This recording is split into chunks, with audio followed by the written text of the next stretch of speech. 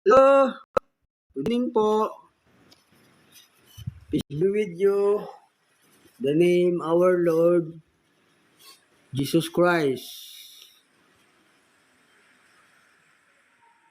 Our topic for tonight is the meals of God, and the maker potter is our Lord Jesus Christ. Potter maker is our Lord Jesus Christ, is other one, the Son of God. That our topic for tonight.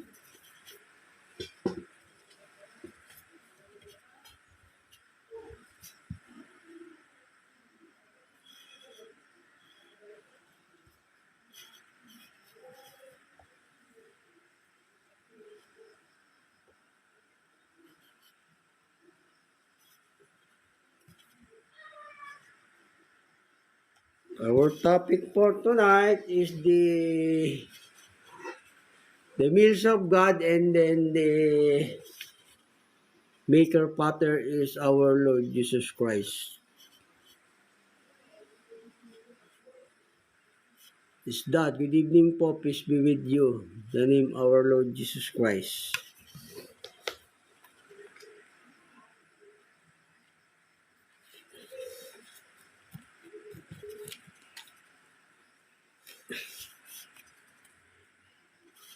Mahalaga po yung salita ng Diyos. Yun po yung dapat nating kainin, the meals of God.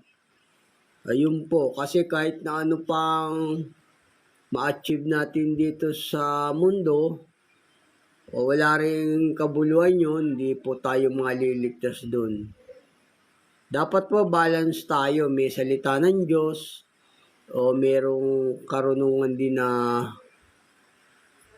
pansanlibutan. Hindi yung puro pansanlibutan lang, kasi kung puro pansanlibutan, hindi po tayo maliligtas doon, yung mga kaalaman ng sanlibutan. Our topic for tonight is the meals of God, and then maker potter is our Lord Jesus Christ. Our topic for tonight. Any achieved in the world is useless to the salvation. Important about this is the words of God is the salvation for our soul. Ayun po yung ating dapat na kainin, yung mga salita ng Diyos. Yung mga salita po ng Diyos yung dapat nating kainin. Ganun po, yung mga aral niya. Kasi kung ano, kahit na ano pa na achieve mo rito sa sanlibutan, hindi ka rin maliligtas dito ng kung ano pa natamo mong karunungan dito sa sanlibutan, o natamo mong scientist ka, doktor ka, engineer ka, o astronaut ka, o kahit na ano pa yung na-achieve mong ganyan, o ikaw pa yung pinakamayaman sa mundo, o wala pong kalubuluhan sa Diyos yun, hindi ka rin maliligtas nun. Better to eat is about the meals of God. The meals of God is the words of God is the better to do people for making this. Yun po yung dapat nating kainin, yung mga salita ng Diyos, wag po yung mga bagay na inilalagay natin sa ating kaluluwa, yung mga hindi po makapagliligtas. Dapat po yung mga salita po ng Diyos ang ating pong nilalagay sa ating puso't isipan para makapagligtas po sa atin. Ganun po. Kasi kahit na ano pa na-achieve mo rito sa mundo, hindi ka rin maliligtas. Kailangan meron kang salita ng Diyos na natanim sa puso para makapagligtas ng kaluluwa. Yun po yung dapat nating kainin, yung mga salita ng Diyos. Hindi po yung mga bagay na ano. Dapat yung salita po ng Diyos ating kinakain na pinaka number 1. para maligtas po yung ating mga kaluluwa. Kasi kahit na ano pa na-achieve natin dito, hindi rin po makapagliligtas yun ng kaluluwa. Kailangan yung salita po ng Diyos ang pinaka-importante po sa lahat. Kasi kahit makamit mo ng buong sanlibutan, hindi ka rin maliligtas pagka wala kang aral ng salita ng Diyos sa puso mo, sa memory mo. Kailangan meron po tayong memory ng salita ng Diyos sa ating mga puso't isipan. Ganun po. Yun po kasi yung makapagliligtas ng ating kaluluwa. Kasi kahit gaano ka pang na-achieve mo sa sanlibutan, ikaw pa yung pinakamatalinong tao dito sa mundo, o ikaw pa yung pinakamayaman, o hindi ka rin maliligtas doon pagka hindi mo iningatan yung salita ng Diyos kung wala kang salita ng Diyos. Kasi yung salita ng Diyos, yun po yung makapagliligtas ng kaluluwa, hindi po namamatay yung salita ng Diyos. Sabi nga ng Panginoong Yesus, heaven and earth pass away, but my word shall not pass away. O, ang langit at ang lupa lilipas, datapot ang aking mga salita ay hindi lilipas. Yun po yung makapagliligtas ng kaluluwa ng tao, yung salita ng Diyos. Ito po sabi ng banal na kasulatan. Dito po sa Santiago 1:21. Kahit ihiwalay ninyo ang lahat ng karumihan at ang pag-apaw ng kasamaan, at tanggapin ninyo na may kaamuan ng salitang itinanim na makapagliligtas ng inyong mga kaluluwa. O yun po yung makapagliligtas ng kaluluwa, yung salita ng Diyos. Yun po yung kanyang dapat nating kainin, number 1 nating kinakain sa mundo.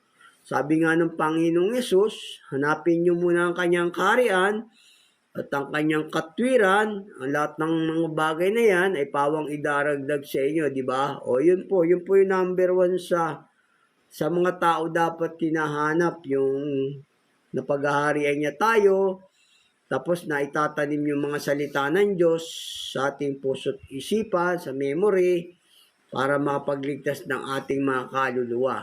Hindi po yung mga bagay na pansanlibutan, yung kaalamang sanlibutan, kahit na doktor ka pa, engineer ka pa, o astronaut ka, o scientist ka, hindi rin makapagliligtas yung mga ganong kaalaman. Ito pong dapat nating gawin, yung mga salita ng Diyos. Yun po yung gusto kong matanim sa mga puso nyo, isipan, sa memory, para makapagligtas po ng kaluluwa. Yun po. Kasi yung salita po ng Diyos, hindi po namamatay. Sabi ng Panginoong Yesus, ang langit at ang lupa ay lilipas. Datapot ang aking salita, hindi lilipas.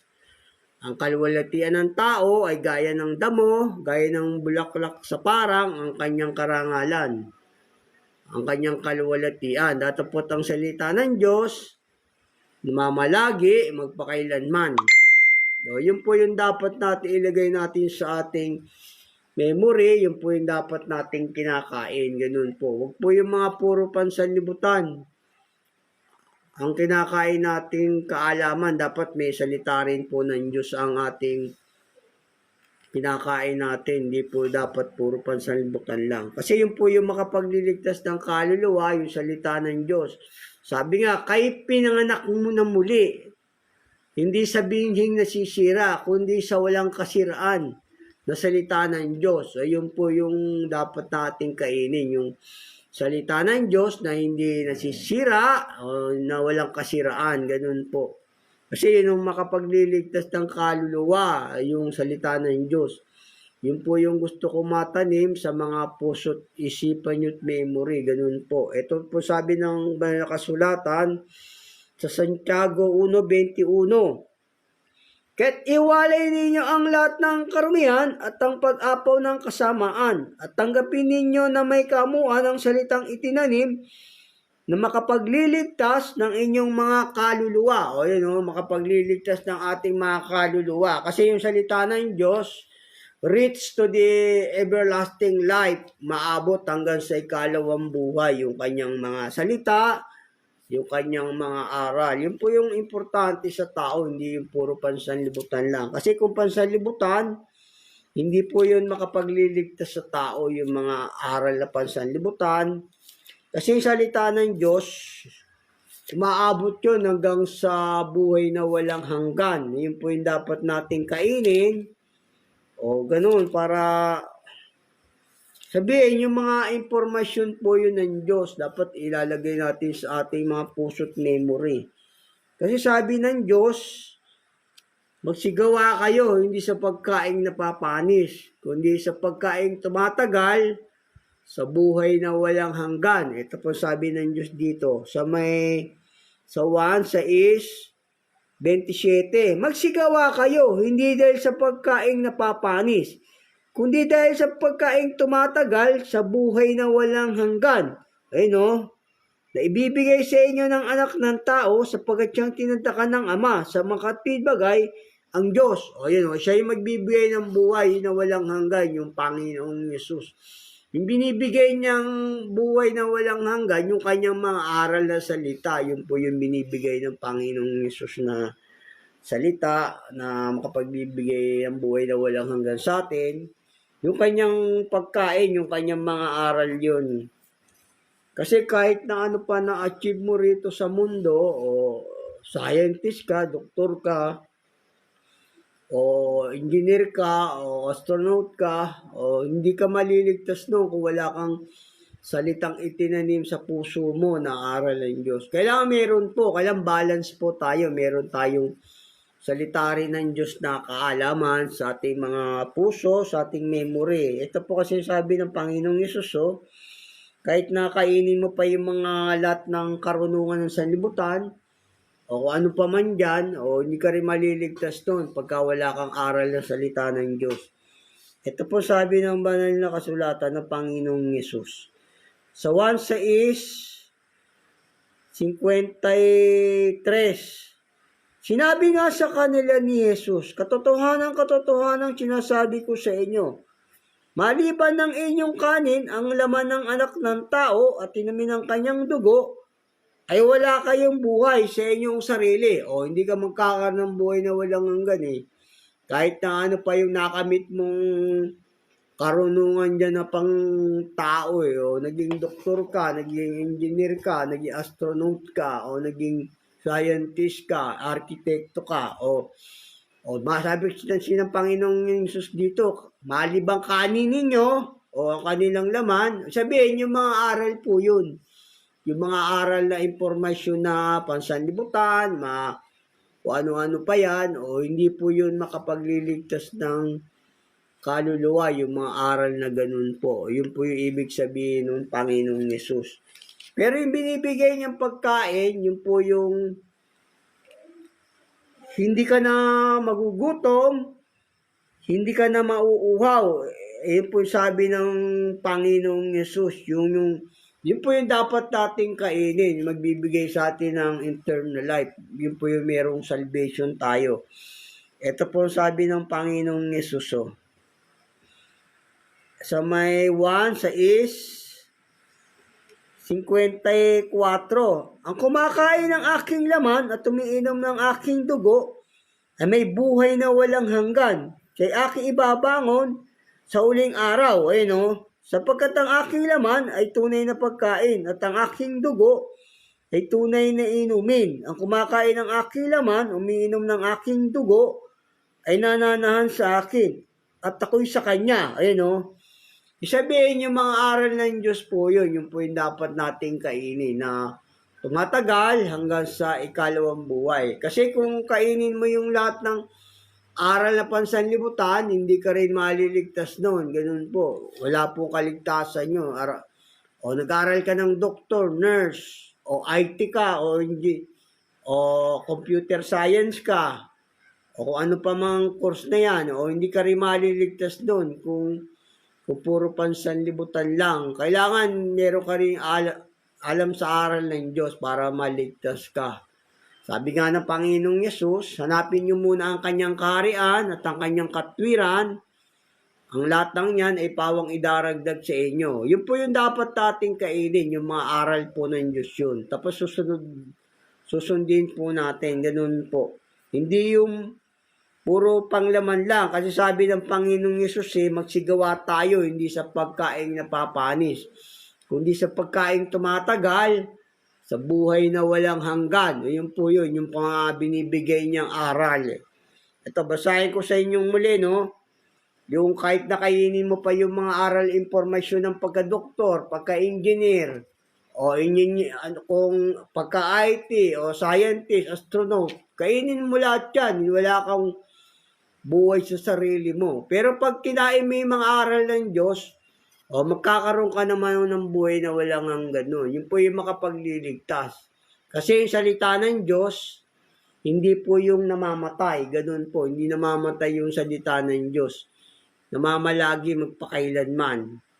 Ito sabi po ng Panginoong Diyos, basahin ko sa inyo muli rito. Sa 1:53.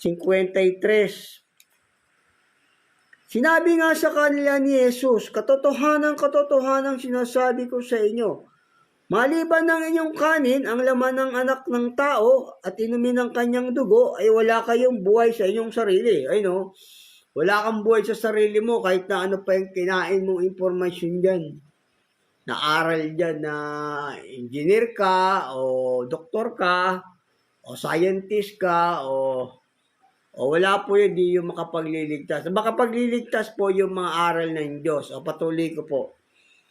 Ang kumakain ng aking laman at umiinom ng aking dugo ay may buhay na walang hanggan. O may buhay na walang hanggan ka pag kinain mo yung laman at dugo ng Panginoong Hesus. Sabihin yung mga aral po ng Panginoong Diyos yun, yung kanyang mga salita. At siya'y aking ibabangon sa huling araw, sapagkat ang aking laman ay tunay na pagkain, at ang aking dugo ay tunay na inumin. Ang kumakain ng aking laman at umiinom ng aking dugo ay nananaan sa akin at ako'y sa kanya. O mananaan yung Panginoong Hesus sa atin. Pagka yung kinakain natin yung kanyang mga aral, yung kanyang mga impormasyon. Ganun po, kaya sinusunod natin. Yung mga aral po yun ng Panginoong Hesus, makapagliligtas na ating mga kaluluwa, sabi po sa Santiago. Yung mga aral po yun, ito sabi ng banal na kasulatan dito. Sa 6:63, ang Espiritu nga ang bumubuhay. Sa laman ay walang anumang pinakikinabang. Ang mga salitang sinasalita ko sa inyo ay pawang Espiritu at pawang buhay. O yun yung mga aral po ng Diyos yun, yung makapagliligtas sa atin. Yun po, hindi po yung mga aral na pansanlibutan, hindi po tayo maliligtas doon. Dapat meron po tayong alam sa mga aral ng Diyos. Ayun po yung gusto kong matanim sa mga puso nyo't memory, yung kanyang mga aral. Para maligtas po kayo. Ito rin sabi ni Pedro kasi hindi nga, si Pedro nga, hindi nga umaalis sa Panginoong Hesus kasi yung salita ng Diyos, nagbibigay buhay na walang hanggan. Ito si Pedro, sabi ni Pedro rito, sabi ni Pedro dito sa 6:68 hanggang 69. Sinagot nga siya ni Simon Pedro, Panginoon, kanino kami magsisiparoon? Ikaw ay may mga salita ng buhay na walang hanggan. Ayun. At kami nagsisampalataya at nakikilala namin na ikaw ang banal ng Diyos. Ayun, siya yung may salita na nagbibigay buhay na walang hanggan. Yun po yung Panginoong Yesus. Yun po yung mga aral ng Diyos. Yun po yung dapat nating kainin. Nilalagay natin sa ating mga puso't memory. Ganun po, isipan. Kasi nga, kahit na ano pang na-achieve mo sa sanlibutan, o walang kabuluhan po yun, kahit na gaano ka pang kayaman, o kahit na iyon na yung buong mundo, o si Satanas nga, di ba? O kanya na yung buong mundo, pinamahala sa kanya, inangkin na, o hindi na siya maliligtas, di ba? At makamit mo man yung buong sanlibutan, hindi na siya maliligtas. Kasi yung mundo susunugin sa apoy. Hindi po makapagliligtas yun. Ito, kahit gaano ka kayaman, sabi ng Panginoong Yesus, pag kinaila mo siya, yung kanyang mga aral at salita, ikakaila ka rin niya. Kasi makapagliligtas sa tao yung aral po ng Diyos, yung kanyang mga salita. Ito po sabi sa Mateo 16:24. Nang magkagayon sinabi ni Jesus sa kanyang mga alagad, kung sino man tayo ibig sumunod sa akin, ay tumanggi sa kanyang sarili at pasanin ang kanyang krus at sumunod sa akin. Sapagkat ang sino mang ibig iligtas ang kanyang buhay, ay mawawalan nito. No? At ang sino mang mawalan ng kanyang buhay dahil sa akin, ay makasusumpong niyaon. O, kita nyo nga yan, yung tao may kamatayan, di ba? O, itinakda sa tao na mamatay minsan, pagkatapos ay paghukom. O, yung salita ng Diyos ang importante para makapagligtas po sa ating mga kaluluwa. O, ganun po. Kaya po yung dapat nating kainin, yun po yung dapat nating ilagay sa ating mga puso't isipan. Yun po yung dapat kinakain natin, hindi yung mga puro pansanlibutan lang. O, hindi po makapagliligtas doon. Kasi sabi ng Panginoong Yesus dito, makamit mo man ang buong sanlibutan. O, tapos patuloy ko po, sapagkat anong papakinabangi ng tao kung makamtan niya ang buong sanlibutan? O, tamo, makamtan mo man daw ang buong sanlibutan.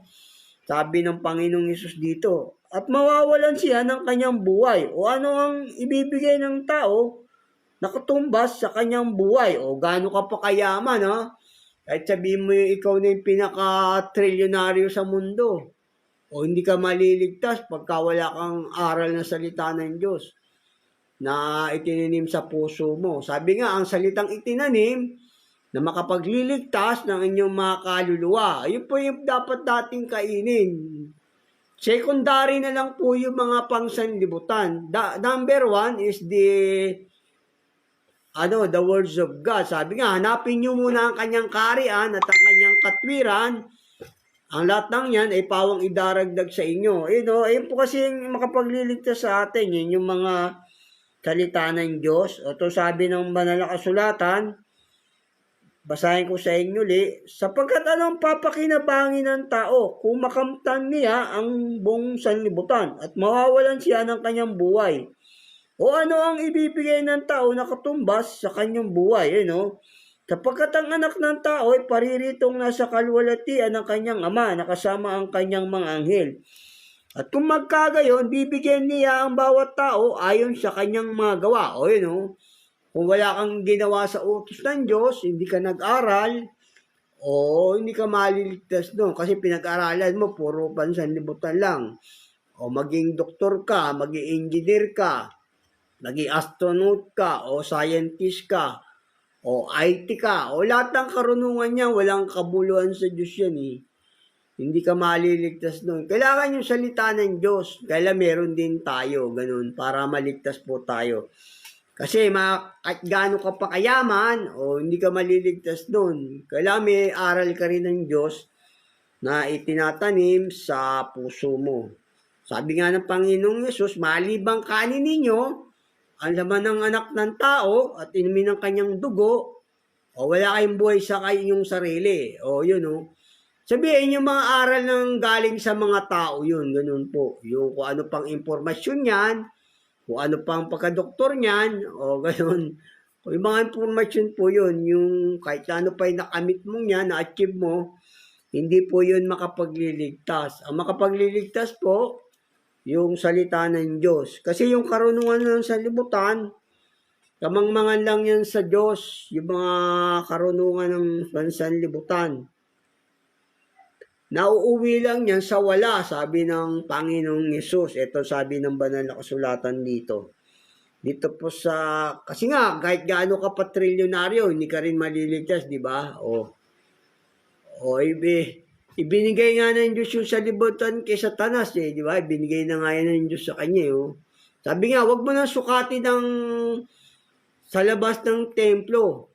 Ibinigay ko na yun para yura ka ng buong lupa, hindi ka maliligtas, pagka yung puro pansanlibutan lang ang natanim sa puso mo, makinain mo, ganun. Kaya kainin mo rin yung mga aral ng Diyos para maligtas ka. Sabi nga, ang salitang itinanim, na makapagliligtas ng inyong mga kaluluwa. O pag kinain mo yon, sabi ng Panginoong Yesus, ang pagkain na ibibigay ko at inumin, o hindi na magugutom, hindi na mauuhaw, o gano'n, yun po yung dapat kainin. Kasi yung mga kinain mo dyan na kung ano man to, walang kabuluhan yun sa Diyos, nauuwi lang yun sa wala. Ito sabi ng banal na kasulatan dito sa unang Korinto 2:6. Gayoy may, nagsasalita kami sa karunungan sa mga may gulang, bagamat hindi ng karunungan ng sanlibutan ito, o ng mga may kapangyarihan sa sanlibutan ito, na ang mga ito ay nauuwi sa wala, o nauuwi lang sa wala yung karunungan ng sanlibutan, di ba? Yung lahat ng na-achieve mong pagka-doktor dyan, pagka-inyenyero, pagka-engineer, pagka-IT, o pagka kung ano man to dyan, etc. O di ba? Hindi ka rin makapagliligtas doon. Dapat meron din salita ng Diyos ang ating memory, ating puso, para makapagligtas ng ating mga kaluluwa. Kasi mauuwi ka lang sa wala kahit gaano ka pa kayaman, o ganon, di ba? Kahit gaano ka pa katalino, o mauwi ka lang sa wala. Sabi nga ng Panginoong Yesus, makamit mo man ang buong sanlibutan, o mawawala, o mapapahamak ang iyong buhay. O di ba? Sabi niya, o ito rin po sabi sa Lucas, sabi rito sa Lucas, sabi ng Panginoong Yesus dito sa Lucas, makamit mo man ang buong sanlibutan, o kahit gaano ka pa karunong, kahit gaano ka pa kayaman, kung wala kang salita ng Diyos o na pinag-aralan, o hindi ka rin maliligtas nun. Kasi yung karunungan mo, mawawala yan eh. Mamamatay yung karunungan mo, mamamatay. Walang kwenta yung mga karunungan mo. Yung pansanlibutan, mamamatay yun. Pero yung karunungan mo pang sa Diyos, hindi po mamamatay yun. Yun po yung magbibi sa tao. O kita nyo to, basahin ko sa inyo rito sa ano. Mamamatay yung, kahit gaano ka pang karunong sa sanlibutan, mawawala yung memory mo eh. Ito sabi ng banal na kasulatan. Yung memory mong espiritong karunungan pansanlibutan, mawawala po yun. Kaya importante po yung memory sa Diyos. Makapagliligtas ng kaluluwa. Yun po yung importante. Ganun po. Ito, sabi ng banal na kasulatan dito. Basahin ko muna sa inyo rito. Dito po sa mga awit, 46:3. Huwag ninyong ilagak ang inyong tiwala sa mga pangulo, ni sa anak man ng tao na walang pagsaklolo. Ang hininga niya ay pumapanaw. Siya'y nanunumbalik sa kanyang pagkalupa. Sa araw din yaon, nawawala ang kanyang pag-iisip. O mawawala yung memory mo, yung pag-iisip mo eh. Pagka yung karunungan mo lang pansanlibutan, hindi ka maliligtas doon kung puro lang kinain mo yung mga pangsanlibutan. Kasi may memory mo dyan, mawawala. Mawawala yan, hindi ka maliligtas. Kailangan kainin mo rin yung aral ng Diyos para maligtas ka, ganun po.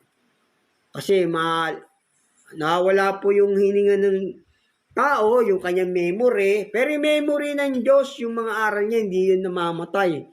Pagka nalagay sa puso mo, sa memory mo, yun po yung makapagliligtas ng ating kaluluwa, sabi ron sa Santiago 1:21, sa paghiwalay sa lahat ng kasamaan at pag-apaw ng karumihan, tanggapin nyo ang salitang itinanim na makapagliligtas ng inyong mga kaluluwa. Ayun po yung dapat nating kainin na aral ng Diyos, yung makapagliligtas sa atin. Kasi kahit gaano ka pa kayaman, o gaano ka pa katalino, kung ano pang katalino man mo dyan, o wala rin sa Diyos yun, mauwi ka lang sa wala. Kailangan meron po rin tayong mga aral ng Diyos, gano'n, mga salita ng Diyos na ibinubulay natin sa ating mga puso para po maligtas tayo. Kasi kung puro kang karunungan ng sanlibutan lang yan, pag namatay ka, yung kaluluwa mo, hindi na babangon yun.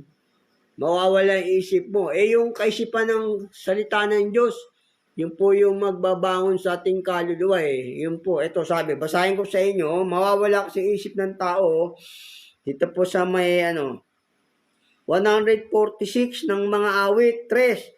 Huwag ninyong ilagak ang iyong tiwala sa mga pangulo, ni sa anak man ng tao na walang pagsaklolo. Ang hinga niya ay pumapanaw, siya'y nanunumbalik sa kanyang pagkalupa. Sa araw din yaon, nawawala ang kanyang pag-iisip. O, nawawala yung pag-iisip ng tao eh. Kaya wala pong karunungan, yung karunungan mong nakamit dyan, na-achieve sa pansanlibutan, wala yun. Kailangan meron kang salita ng Diyos para maligtas ka. Ganun po yun. Yun po importante sa lahat. Ganun po. Nawawala kasi kahit makamit mo man yung buong sanlibutan, o hindi ka rin maliligtas doon. Gaya rin sabi ni Job dito, sabi rin ni Job dito, basahin ko sa inyo rito sa Job. Sa Job 7:9, kung paano ang ulap ay napapawi at nawawala, gayon siyang bumababa siya sa Sheol ay hindi aahon pa. Siya hindi napabalik pa sa kanyang bahay, ni malalaman pa man niya ang kanyang dako. O nawawala yung memory mo, yung espiritu mo ng isip nawawala. Yung espiritu ng isip sa Diyos, hindi po namamatay yun, hindi nawawala yun pagka iningatan mo. Yun po yung makapagliligtas sa tao, yung kanyang salita, yung memory sa Diyos, ganun. O, ang Espiritu Santong susuguin ng Ama sa aking pangalan, ang siyang makakasama niyo habang panahon, na magpapaalala at lahat ng mga bagay na aking sinabi sa inyo. O yun o, gigisingin ka ng Holy Spirit sa libingan para mabuhay yung kaluluwa mo. Kaya importante po sa tao yun, yung salita ng Diyos na inaaral natin, ilalagay natin sa puso natin. Ganun po, kasi yung lahat ng karunungan pansalibutan, kung ano pa ikinain mo dyan, na alaman dyan, hindi ka maliligtas doon. Kailangan yung aral ng Diyos ang kainin natin, yung mga aral niyang salita, para maligtas po tayo. Ganun po. Kasi nawawala yung kanyang isipan, yung kanyang memory. Yung memory sa Diyos, hindi po yung nawawala, hindi po yung namamatay.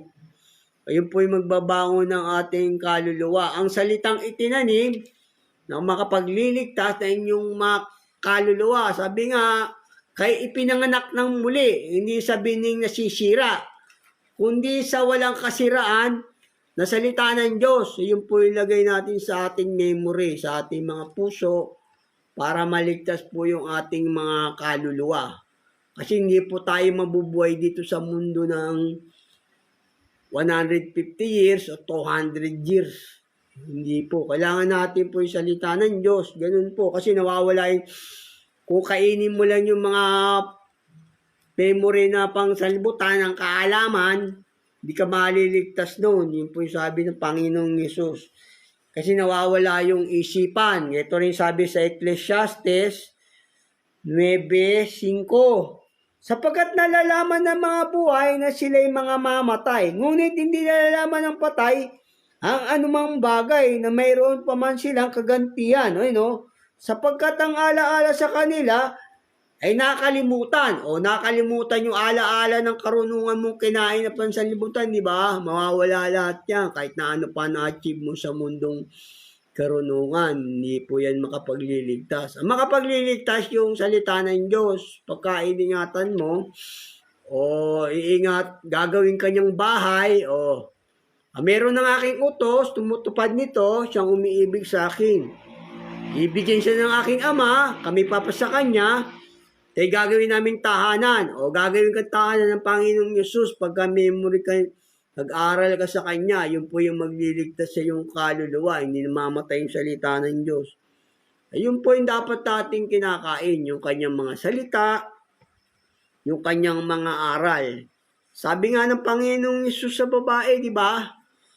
Ang binibigay kong tubig ay hindi na mauuhaw, hindi na magugutom. O yun pag kinakain mo lagi yung salita ng Diyos, hindi ka na magugutom, hindi ka na mag-uuwaw, babalong sa'yo sa kabuhayang walang hanggan, sabi ng Panginoong Yesus. Ganun po, yun po yung dapat nating kinakain yung mga salita ng Diyos, yung mga aral niya, hindi po yung mga pansilimbutan lang. Kailangan kumakain din po tayo ng mga salita ng Diyos para maligtas po tayo. Ganun po. Ito sabi ng Panginoong Yesus, magkakaroon tayo ng buhay na walang hanggan kung lagi tayo nag-aaral ng salita ng Diyos tapos sinusunod natin. Ito po sabi ng Panginoong Yesus dito. Sa May 7:37, nang huling araw nga, dakilang araw ng kapistahan, si Jesus ay tumayo at sumigaw na nagsasabi, kung ang sino man tao ng uhaw ay pumarito siya sa akin at uminom. Ang sumasampalataya sa akin, gaya ng sinasabi ng kasulatan, ay mula sa loob niya ay agos ang ilog ng tubig ng buhay. Ilog ng tubig ng buhay. Ngunit ito'y sinita niya tungkol sa Espiritu na tatanggapin ng mga nagsisampalataya sa Kanya. Yung Espiritu ng Diyos, yun po yung aral niya, yun po yung makapagliligtas ng kaluluwa. Yun po yung sabi ng banal na kasulatan. Sabi niya nga sa babaeng Samaritana, bigyan mo ako ng tubig para hindi na ako mauwaw. O sabi niya sa babaeng Samaritana, di ba? Sabi niya rito sa babaeng Samaritana, ito po sabi ng Panginoong Yesus. Ang binibigay niyang tubig, kanyang pagkain, yung kanyang mga aral na salita. Ito ang sabi ng Panginoong Yesus dito. Kasi nakipag-usap siya rito sa babae, sa balan ng tubig. Bigyan mo akong tubig na ito. Sabihin yung Espiritong ibibigay ng Panginoong Yesus yun. Yung mga aral, yun po yung makapagliligtas sa tao. Kasi kahit gaano ka pa karunong naman sa libutan, wala kang buhay niyan. Ito pa sabi ng Panginoong Yesus dito. Nung nakipag-usap siya sa babae rito sa babaeng Samaritana, binibigay niyang tubig, o hindi na mga uhaw, o hindi na magugutom. Dito po sa 4 Gs na lang para maigsi. Babasahin ko sa inyo sa 4 Gs ng 1 para maigsi na po. Sumagot si Jesus, sa kanya'y sinabi, napakikilala mo ang kaloob ng Diyos at kung sino ang sa iyo ay nagsasabi, painumin mo ako, ikay ay hihingi sa kanya at ikaw ay bibigyan niya ng tubig ng buhay. Sinabi sa kanya ng babae, Ginoo, wala kang sukat isalok ng tubig. Malalim ang balon, saan nga naroon ang iyong tubig ng buhay? Dakila ka pa baga sa aming amang si Jacob, na sa amin nagbigay ng balon at dito'y uminom siya at ang kanyang mga anak at ang kanyang mga hayop. Sumagot si Jesus at sinabi sa kanya, ang bawat uminom ng tubig na ito'y muling mauuhaw. Datapwat ang sino mang uminom ng tubig na sa kanya ay aking ibibigay ay hindi mauuhaw magpakailanman. Ngunit ang tubig na sa kanya ay aking ibibigay ay magiging isang balon ng tubig na bubukal sa buhayang walang hanggan. Magkakaroon ka ng buhay na walang hanggan. Pagka yung kinain mo yung mga aral ng Diyos, yung mga salita niya, sinusunod mo. Bubukal sa'yo ng kabuhayang walang hanggan. Ganun po. Dapat binubulay natin yung salita ng Diyos araw at gabi. Yun po yung makapagliligtas po ng ating kaluluwa. Wag po yung, okay lang yung meron kang kaalaman na pang sanlibutan, kinain mo rin yan. Pero kailangan, meron din tayong salita ng Diyos. Kailangan nun tayo balance. Yun po yung sabi ng Diyos Kailangan balance tayo. Hindi yung kakainin mo, puro informasyon lang na pansanlibutan. Kumain ka rin ng salita ng Diyos para Sabi nga ng Diyos, hindi lamang sa tinapay nabubuhay ang tao, kundi sa bawat salitang lumalabas sa bibig ng Diyos. Yun po yung dapat nating kainin, mga salita rin ng Diyos. Huwag po yung puro pang sanlibutan lang, ganun po. Kasi nga, kahit na gaano ka pa kayaman, kahit gaano ka pa katrilyonaryo dyan, o quadrillion man ang iyong kayamanan sa mundo, o ikaw na yung pinakamayaman, quadrillion na yung kayamanan mo, o ikaw pa yung pinakamatalinong lahat ng karunungan, natamo mo na natamo mo na dito sa sanlibutan, o hindi ka rin maliligtas nun. Kasi nga ang karunungan ng sanlibutan, nauwi lang sa wala, di ba? O sabi ng Panginoong Yesus, o kahit gaano ka kayaman, o hindi rin makapagliligtas sa iyong kayamanan mo, di ba? Sabi nga, huwag ka matakot pagka may yumayaman, sapagkat hindi susunod ang kanyang kalwalatian sa kanya, di ba? Sabi ng banal na kasulatan, ito sabi ng Panginoong Yesus dito sa kahit gaano ka pa kayaman sa mundo, ito po sabi ng Panginoong Yesus, no? Ito po sabi ng Panginoong Yesus dito. Yung kailangan, hindi mo siya ikakaila. Sabi ng Panginoong Yesus, ito po sabi niya, dito sa Lucas 9:24, sapagkat ang sino mang iligtas ang kanyang buhay ay mawawalan nito. No? Gusto mo iligtas yung buhay mo, mawawalan ka kahit gaano ka pa quadrilyonaryo o trilyonaryo dyan, hindi ka rin maliligtas.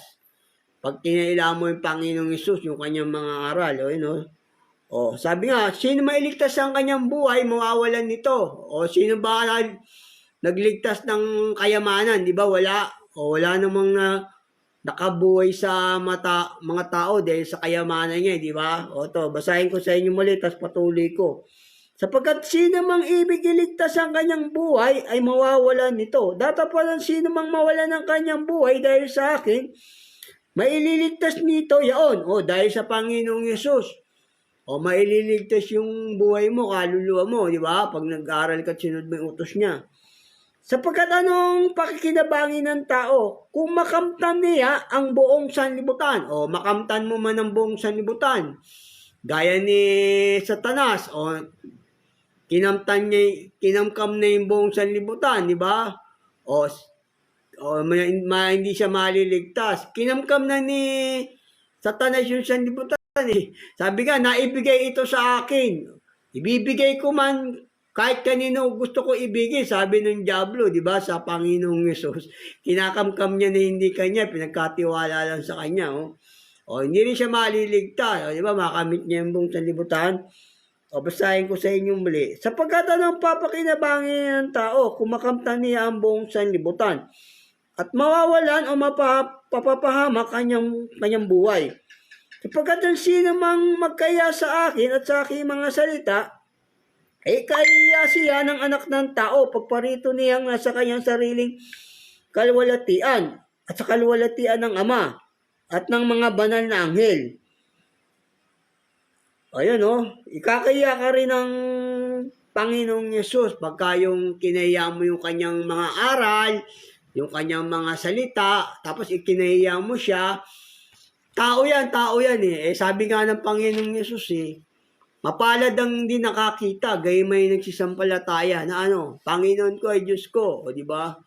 O kinaila mo na siya ay Diyos, ikakaila ka rin ng Panginoong Yesus pagbabalik niya. Tao pala, tao, ikakaila ka rin ng Panginoong Yesus. Ayun po yung, kahit nakamit mo naman ng buong sanlibutan, hindi ka rin maliligtas, di ba? Ganun po. Kasi importante yung salita ng Diyos. Sabi nga, hanapin niyo muna ang kanyang kaharian at ang kanyang katwiran, ang lahat ng yan ay pawang idaragdag sa inyo. Ganun po. Kasi nga, kahit gaano ka pa trilyonaryo o quadrilyonaryo, hindi ka rin maliligtas nun pagka wala kang salita ng Diyos. Kasi yung salita ng Diyos, yun po yung makapagliligtas. Yung Panginoong Yesus, siya po yung yung magpapalayok, yung Panginoong Yesus. Our Lord Jesus Christ is maker pater. Siya po yung magpapalayok. Sabi po ng banal na kasulatan. Nasa kamay niya lang tayong lahat, yung sa ating Panginoong Yesus. Ayun po yung ating unang paksang natapos, yung the meals of God, and then the other, the Pater, our Lord Jesus Christ. Yung magpapalayok o yung gumagawa ng tao, yung Panginoong Yesus. Ito po sabi ng banal na kasulatan. Nasa kamay niya lang tayo yung Panginoong Yesus. Ito po sa may Mateo. Ito po sa Mateo. Sinabi rito yung magpapalayok, no? Ito po sa may Mateo 27:1. Pagkaumaga nga, ang lahat ng mga pangulong saserdote at ang matatanda sa bayan ay nagsanggunian laban kay Jesus upang siya ipapatay.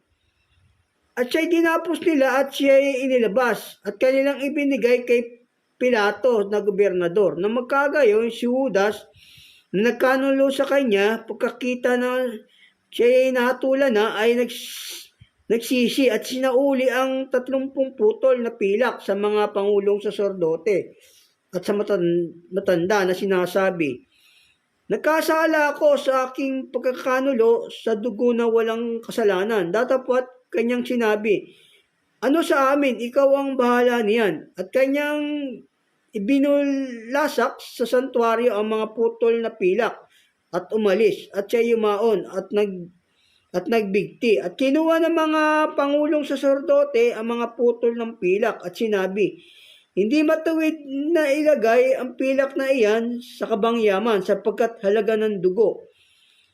At sila ay nagsanggunian at ibinili nila ang mga iyon sa bukid ng magpapalayo upang paglibingan ng mga taga-ibang lupa. Ayun o, yung perang yung tinanggap ni Judas dito, ibili ng bukid ng magpapalayok. Sabihin, yung magpapalayok ngayon, yung Panginoong Yesus yun. Doon po siya inilibing sa binili nilang lupa na bukid. Doon po inilibing. Kasi siya yung magpapalayok, yung Panginoong Yesus. Ganun po. Siya po yung magpapalayok, isa siya sa magpapalayok, yung Panginoong Yesus. Siya po yung anak ng Ama na gumagawa rin sa tao, ganun po. Ito po sabi sa Lucas. Dito po sa sa Jeremias po. Tsaka yung magpapalayok yung Panginoong Yesus. Ito po sa Jeremias 18:1. At ang salita na dumating kay Jeremias mula sa Panginoon na nagsasabi, "Ikaw ay bumangon at bumaba sa bahay ng magpapalayok. At aking iparinig sa iyo ang aking mga salita roon. Na magkagayoy bumaba ako sa bahay ng magpapalayok. Narito siya ay gumagawa ng kanyang gawa sa magitan ng mga gulong. At ang mabasag sa kamay ng magpapalayok, ang sisidlang putik na kanyang ginawa, ay gumawa siya uli ng ibang sisidlan at minagaling na gawin ng magpapalayok. Nang magkagayoy, dumating sa akin ang salita ng Panginoon na nagsasabi, O sambayan ni Israel, hindi baga ako makakagawa sa inyo ng gaya ng magpapalayok? Ng paggawa ng magpapalayok na ito, sabi ng Panginoon, narito kung paano ang putik sa kamay ng magpapalayok. Gayon kayo sa kamay ko, o sambayan ni Israel. O yun o, siya yung magpapalayok, yung Panginoong Yesus. Siya yung, sabihin magpapalayok, siya yung gumawa sa tao. Isa rin siya sa gumawa ng tao, yung Panginoong Yesus po. Siya po yung magpapalayok na gumawa ng tao. Sabi nga rito inyong pinatay ang lumikha ng buhay. Kasi ang ating Panginoong Yesus, nagkatawan tao lang siya, o nag-anyong laman. Sabi rito, siya yung gumagawa rin ng tao. Ito po sabi ng banal na kasulatan. Kagawa 3:15. At inyong pinatay ang lumikha ng buhay, na binuhay ng Diyos na muli sa mga patay. Mga saksi kami ng mga bagay na ito. Siya yung lumikha ng buhay, sabi rito. At inyong pinatay ang lumikha ng buhay. Siya yung magpapalayok din yung Panginoong Yesus. Siya rin. Nasa kamay niya nga lang tayo, di ba? Ang Panginoong Yesus. Nasa kamay niya lang tayong lahat Ito sabi ng banal na kasulatan dito. Sabi niya, hindi sila maaagaw sa akin ni naman, lalong-lalo na sa kamay ng Ama. Ako at ang Ama ay isa, sabi niya, di ba? Ito po sa Gis. Ito po sa Diyos, kasi nasa kamay lang din tayo ng Panginoong Hesus lahat, yung sumasampa. Lahat tayo. Kasi siya yung isa rin sa magpapalayok, yung Panginoong Hesus. Siya po yung anak ng Ama. Ito po sabi ng banal na kasulatan dito. Sa 1 Gs 27, dinirinig ng aking mga tupa ang aking tinig. At sila'y aking nakikilala at sila'y nagsusunod sa akin. At sila'y binibigyan ko ng walang hanggang buhay. O yun o, bibigyan tayo ng Panginoong Yesus ng walang hanggang buhay pag dininig natin yung kanyang mga salita, yung kanyang mga aral, ganun po. Huwag yung puro pagkain lang na pansanlibutan, kaya kinakain din natin yung mga aral ng Diyos, yung kanyang mga salita. At kailanman, hindi sila malilipol at hindi sila agawin ng sino man sa aking kamay. O hindi maagaw tayo sa kamay ng Panginoong Yesus eh. Kasi isa rin siya sa magpapalayok. Sabihin ng magpapalayok, siya yung gumawa rin ng tao, lumikha. Ganun po. Ganun po. God bless po. Sana naiintindihan nyo. Yung importante po nating kainin, yung salita ng Diyos kaysa yung mga aral ng sanlibutan. Kasi kahit ano pang karunungan mo sa sanlibutan, hindi ka maliligtas diyan pagka hindi ka nag-aral sa Diyos. Sabi nga, ang kumaila sa akin, ikakaila ko rin sila pagbabalik kong sumasakalwalitian ng Ama kasama ang mga banal na anghel. Ganun po, dapat nag-aaral din po tayo ng mga salita ng Diyos. Kasi yun po yung makapagliligtas ng ating kaluluwa, yung kanyang mga salita, yung kanyang mga aral. Kasi nga yung memory ng aral ng Diyos, yung kanyang salita, hindi po namamatay yun. Yun po yung makapagliligtas sa ating mga kaluluwa, yung kanyang mga salita. Ito pong sabi sa Pedro, ipinanganak tayong muli sa walang kasiraan, sa salita ng Diyos. Yun po yung ating paksa, di ba? Yung paksa natin, yung The Mills of God. Yun po yung ating paksa, The Mills of God. Ito po sabi ng banal na kasulatan, no? Ang ating paksa, our topic for tonight, the mills of God, and then Maker Pater is our Lord Jesus Christ. Ganun po. Kasi salita ng Diyos, yun po yung hindi mamatay. Pagka nalagay sa memory natin yun, sa puso, yun po yung magliligtas sa atin. Huwag po yung mga pansalibutan lang. Kasi ito, sabi ng banal na kasulatan dito, basahin ko sa inyo rito. Dito po sa unang Pedro 1:23. Yamang ipinanak kayong muli, hindi sa binhing nasisira. Ayun, kundi sa walang kasiraan, sa pamagitan ng salita ng Diyos na nabubuhay at namamalagi. Doon, namamalagi yung salita ng Diyos. Yun po yung magbabangon sa ating mga kaluluwa. Kasi hindi tayo mabubuhay sa mundo ng forever. Kailangan natin po yung salita ng Diyos, malagay sa memory natin.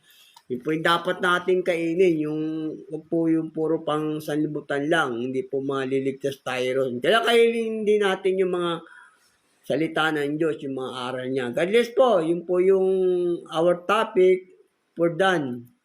Done the topic for tonight. God bless.